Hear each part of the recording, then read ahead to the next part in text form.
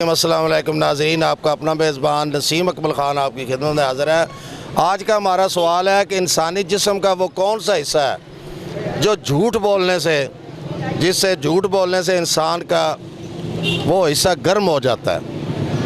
एक ऐसा हिस्सा है जो बंदा झूठ बोले ना वो हिस्सा गर्म हो जाता है। वो केड़ा जी? ये मैं तुहाडे कोलों पुछया, मैं एडा काबल होंदा ते तुहाडे जे जनाब अजीम आदमी कोलों क्यों पुछदा? की होंदा सवाल फिर करो। इंसानी जिस्म दा एक ऐसा हिस्सा है जो बंदे झूठ नहीं बोलते, उन्हां दा हिस्सा जिस्म दा गर्म हो जाता। वो केड़ा हिस्सा है जो गर्म हो जाता? दिमाग। दिमाग नहीं, तोड़ पे जो बंदा झूठ बोलता ना वो हिस्सा गर्म हो जाता। दिमाग या न्यूरॉन्स या दिल। हर वक्त गुस्से च नहीं, उदों वेखो ना कैमरे हर वक्त गुस्से च क्यों रहंदे हो? दुख तो दुख केड़े केड़े न तो अल्लाह एहसान भी दसो। हाँ, सारे दुख हैं इस हुकूमत जिस भी है, साढ़े बारे कुछ सोचते ही नहीं, तो दुख ही हैं जी। नहीं कोई अंदरूनी या बैरूनी? ना ना ना ना भुख दे दुख न और कोई एक गल दसो भी एक बंदे दुख भी कोई नहीं होंदा। वो कई आते ना जनानियां तो बड़ा दुख है। हाँ जी, जनानियां भी उन्होंने बड़ियां चंगियां उन्होंने बड़ा तावन करदियां। वो घर वड़दे नहीं वड़दे जिवें तूफान वड़ गया घर च, उन्होंने क्यों गुस्सा हर वेले चढ़िया रहंदा?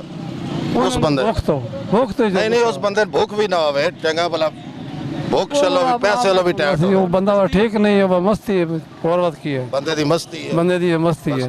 घर नहीं, मतलब घर ठीक जाना चाहिए बंदे ने। ठीक जाना चाहिए, हसदे खेडदे ने गुस्सा चढ़दा वो गर्म हो जांदा।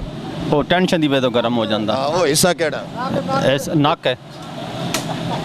हाँ जी, आज का हमारा सवाल था कि इंसान का जिस्म का वो कौन सा हिस्सा है जो जब इंसान झूठ बोलता है ना तो वो गर्म हो जाता है। भाइयों ने बताया कि वो नाक है। ये बिल्कुल इनका जवाब दुरुस्त है।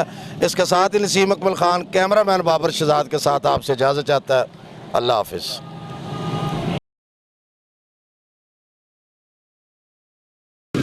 बिस्मिल्लाहिर्रहमानिर्रहीम। अस्सलाम वालेकुम नाज़रीन, आपका अपना मेज़बान नसीम अकमल ख़ान आपकी खिदमत में हाज़िर है।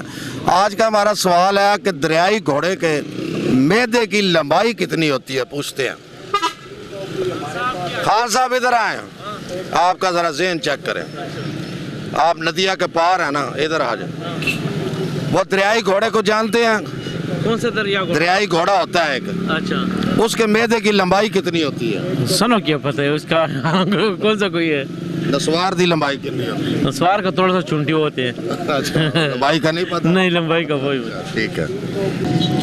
हाँ जी, दरियाई घोड़ा तो जानते हो ना, वो मैदे की लंबाई कितनी होती है? कोई नहीं पता। तो कल आओ। होनी है 6 फुट। नहीं, दरियाई घोड़े की मैदे की लंबाई दसो। 3 फुट 4 तकरीबन 2 फुट होनी है। कोई इल्म नहीं। तू वैसे नेड़े लग गया सा। हाँ, मैदे की लंबाई कितनी होती? कोई नहीं पता भाई, तो जितनी हो सान कोई नहीं पता जी कितनी होंदी। ला दियो। दरियाई घोड़े दी तकरीबन होंदी जी कोई 6 फुट। अच्छा जी भाई, लंबाई होंदी है इतनी तो होंदी लाजमी। अच्छा। तो तुसी सियाने बयाने सियासी आदमी हो, कारोबारी आदमी, दरियाई घोड़ा जड़ा होंदा है ओदे मैदे दी लंबाई कितनी की होंदी? लंबाई 2 मीटर। 2 मीटर? नहीं, ये मुझे नहीं पता। तो कल आओ होना भाई और विदास तो छड़िया ना भावे जिन्नी नहीं। तकरीबन 4 फुट तक होनी है, गाड़ तक 4 फुट तक। 4 फुट नहीं। दरियाई घोड़े की लंबाई मैदे की कितनी होंदी? जी हाँ, 3 फुट। नहीं, मैदे की लंबाई, मैदे की।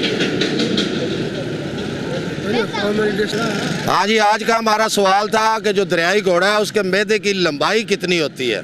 काफ़ी लोगों से पूछा लेकिन कोई किसी ने इस सवाल का जवाब दे नहीं सका। दरियाई घोड़े के मैदे की लंबाई होती है 11 फुट।